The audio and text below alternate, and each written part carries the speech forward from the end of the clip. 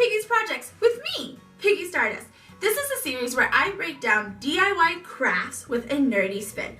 Let's go see what this week has to offer. Strap in because this episode we are heading light speed into cuteness overload. When I was thinking of what project to make, I know I wanted something with a pop of color but also doubled as functional. And that's why to me the obvious choice was tote bags. Now tote bags are awesome because they offer a variety of patterns from super simple to one with thousands of pockets. This week we're focusing more on a grocery shopping tote. That means the bottom is flat and reinforced to carry more heavier items. This is not an English class, this is DIY project. So before we jump on this journey, let's see what items we need.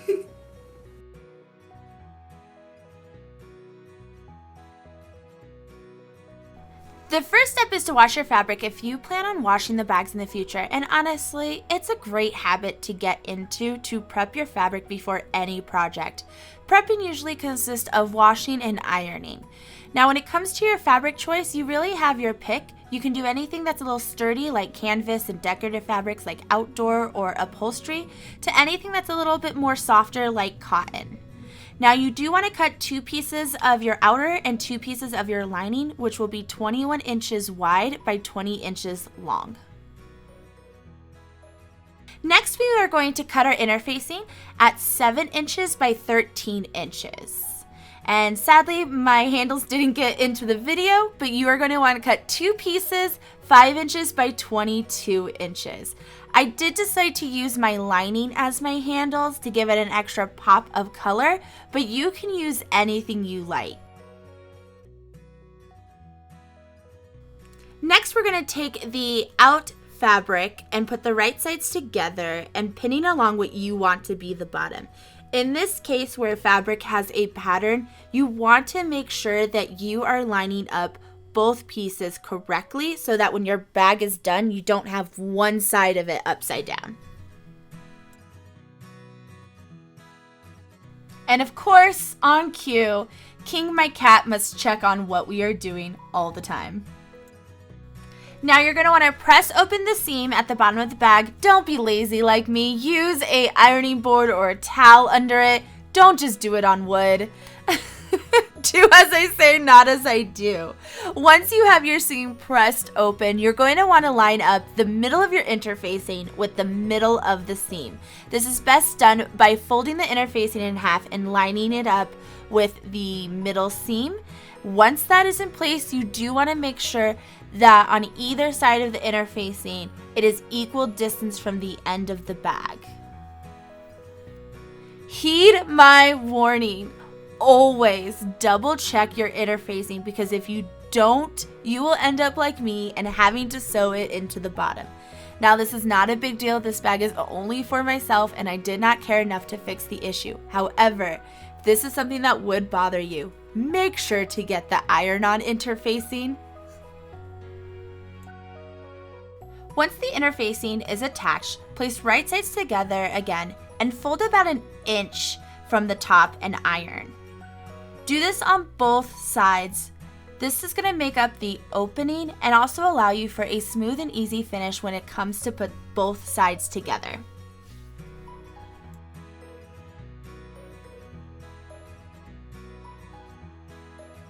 Now pin the remaining sides and you're going to sew. Just make sure not to sew that top folded edge because again, that is the opening of your bag.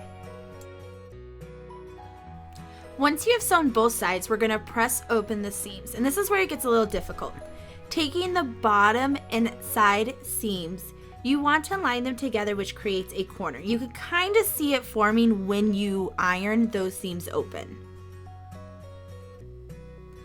Once you have it lined up seam to seam, you want to sew next to the interfacing. This should be around 3.5 inches. You guys can't see this, but King is actually on top the sewing machine while I sew, and the fur ball at the bottom, that's riffraff. You are going to want to do this corner process on both sides, and once you sewed it, you want to cut about 1/2 inch from that new seam. Now that the outer side of the bag is put together, you are going to repeat the same steps minus the bottom inner facing for the lining. So we are going to pin along the 3 edges, and so that we are also going to fold that inch edge at the top and iron that down, as well as we are going to go ahead and remake those corners with the 3.5 inches from the tip. Since you won't have the inner facing as a guide like you did on the other piece, I took the corner of that exact cut and lined it up. This isn't precise, but this is just a quick method to use to get as accurate and be lazy as possible.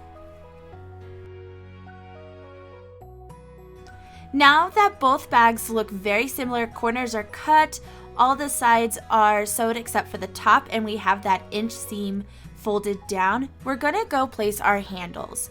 This is done by counting 6 inches from each corner and then making a mark on both sides. Next, we are going to make our handles. You're going to start off by folding it in half first and ironing. This just gives you a guideline for when you fold it in thirds. Then fold each side into that middle line and iron. Once you have both of those folded towards the middle, you're going to fold it in half and iron again. I don't know what seam allowance I did for the handles, but I did sew along both sides and then the ends as well to make it as strong as possible. When attaching the handles, you want to place them on the inner side of the marks we made earlier. These were the marks that we counted out 6 inches on either side. Be careful when you're pinning down the handle edges that they're not getting twisted. You can confirm this or fix it by making sure both ends are laying the same way. Now repeat those steps with the other handle on the opposite side. When attaching the handles, I'm so sorry for King, I tried to show you guys this. But when you attach the handles, you want to attach it in a square with an X in the square. This is the best way to attach it, and I will show you in just 1 second. There you go.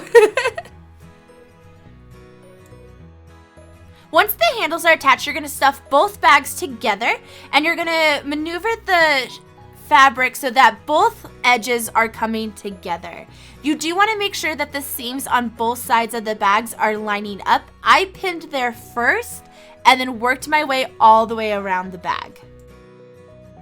Once it's all pinned, you can run it through the sewing machine. I did about a 1/2 inch seam allowance first, and then I went back around with about an 1/8 seam allowance just to make it look nicer and give it a little bit more of a finished look. And then that's it! You guys have a tote bag!